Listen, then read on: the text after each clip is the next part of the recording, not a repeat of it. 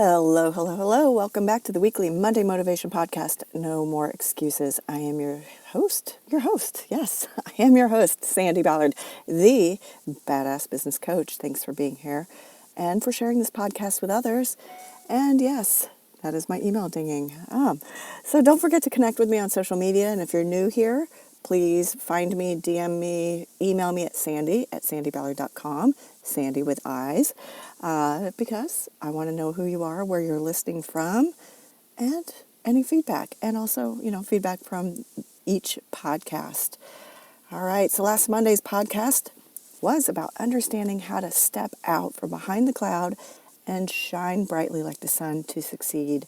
And as I mentioned last week, only you can decide if you're going to continue to hide or you're going to step out and shine. Understanding that taking that first step, especially if you're introverted, shy, don't think you're good at, or whatever other reason, aka bullshit excuse you have, it can be scary as hell.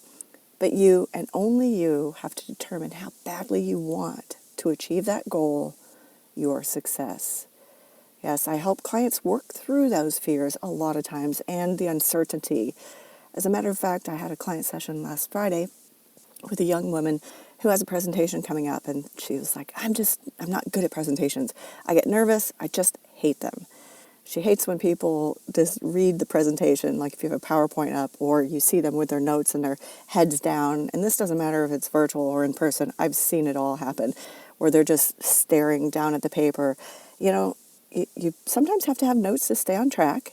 If you're not really prepared, you might get nervous, or maybe you just get nervous in general. People can tell if you're reading your notes, and, it's just not always a good thing. But, I use notes, right? So I spoke with my client about this. We talked about the format, the timing. It is a virtual presentation, which she was slightly relieved about, and it's only 4 minutes. And I'm like, easy peasy, 4 minutes. But she looked at me through the Zoom and was like, it's 4 minutes. So, I've spoken all over the world and she's terrified. It's just how it happens. There's, people are just all kinds of different levels and comfort zones with things. We talked through some ideas and some things she's already tried on previous presentations. And then I gave her some tips and tricks that I use. I told her about a virtual event I spoke at last year and how I stayed on track without, quote unquote, reading the PowerPoint presentation.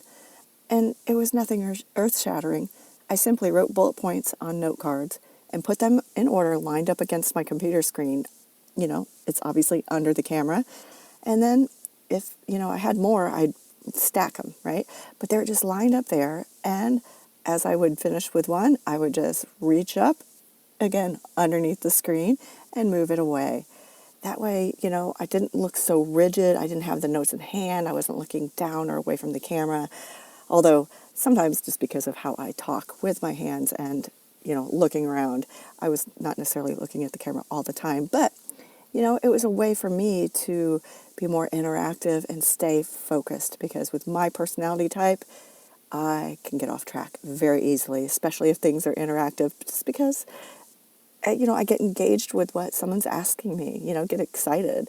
So, obviously if the camera was angled you at the wrong way, you might be able to see me reaching up, but you just check that self out, you test it, you practice it, but to have, to add in hand movements, like I was saying, so people, they don't just think you're sitting there staring right at the camera. People do just in general move their hands. You talk with your hands, you move your arms, and that's just part of it. So just trying your best to look more natural, not that you're just sitting there rigid, sitting on your hands. I shared with her that even I get nervous, and she said that helped her feel so much better. That someone like me that's spoken all over the U.S. still gets nervous. But what I did not share with her is how many times the slides have gotten screwed up and technology's been an issue. Even to this day, things happen. As much as we should all be a superstar at Zoom, shit just happens, right? We and that's the thing, is we always get in our own way. The mindset. I've talked a lot about mindset and how our minds can get us in so much trouble. Our minds keep us hiding versus shining. Our minds keep us from achieving our success. especially when you focus on what you think you can't do or hate to do or you're not good at. Not everyone is comfortable giving presentations, speaking to groups, or hell, even cooking. It all tends to translate to that negative mindset that comes up and that keeps you from taking those steps. And that's why it's good to talk with someone like a coach, a mentor, or a peer that you, I don't want to say envy, but maybe feel is good at those things that you, quote unquote, unfortunately have to do sometimes. You see that how they appear to you is that they're confident and doing this without fear. But like I mentioned, even I get nervous before a speaking gig or presentation. Being prepared by practicing, finding things like the secret note card tip, helps me feel and appear more confident. I've had to do many presentations without note cards. So that was just making sure that the slides that were being presented were my cue. And that helped me stay on task, right? So what about you? What's something you don't like to do or say, I suck at doing that? And when you need to, how do you make progress or how do you get through it? What helps you? I'd love to hear from you. Email me again, sandy@sandyballard.com, or find me, direct message me. The more ideas I have from you, what's worked, you've tried and what's worked, is things I can help share with my clients. Because what helps me isn't always what will help a client or a friend. Think about it. That's why there are coaches for athletes, coaches and trainers for us amateurs who want to improve, get stronger, healthier, tutors for students, cooking classes for those who want to learn to cook or think they suck at cooking and they're afraid to make something other than a basic meal. There are classes for everything, especially since the pandemic. And yes, coaches for business owners and anyone just wanting to be better or improve at something. It's personal and professional growth. So perhaps that is you. Do you help others learn, grow, and improve? If so, share how. There's so many people who aren't officially a coach or a teacher, but are so talented, yet aren't sure how to let people know or aren't 100% confident about stepping into that role.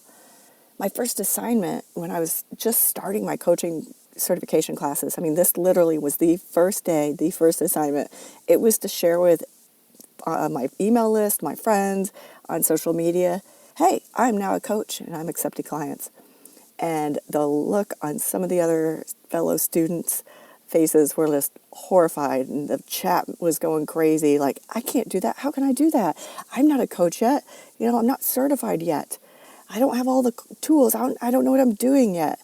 If you're a coach or a mentor or a teacher, it's in you. They weren't comfortable, and that's okay. Like I said, not everyone is 100% comfortable with that, but you have what it takes. And again, they weren't comfortable. I hate that word. They weren't comfortable saying that they are a coach. On the other hand, I jumped right in and I got 3 clients.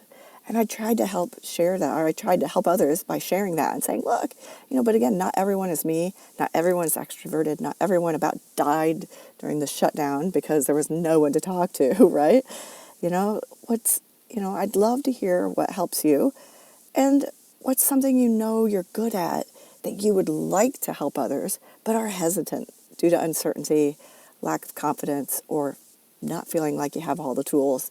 Again, perfectionism. I had a client a few podcasts ago. I talked about a client who wondered why she wasn't making any money, but she kept fiddle-farting around. Yes, I said fiddle-farting. Fiddle-farting around with her website, her process and procedures, everything. She wouldn't go out and network because her things weren't perfect. And it's like, well, how are you ever going to make any money? And if that's the case, then you're not a good business owner. You've got to get out there. You've got to work through that perfectionist trap, through that mindset bullshit that you're not ready or not confident, and step in and do it. I was a coach before I knew I was a coach, and that class helped me step out from behind the clouds and shine. All right, so I'd love to hear, what you think you're great at but aren't confident doing or sharing with the world. And if you do help people, how? What tips and tricks do you have that can help them or that have helped you get through those uncomfortable, nervous situations. All right. Again, email me, sandy@sandyballard.com.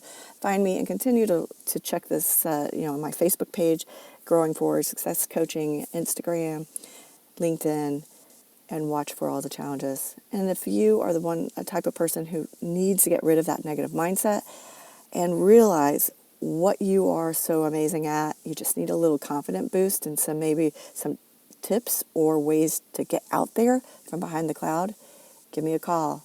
All right? Email me, sandy@sandyballard.com. I look forward to hearing from you. Cheers.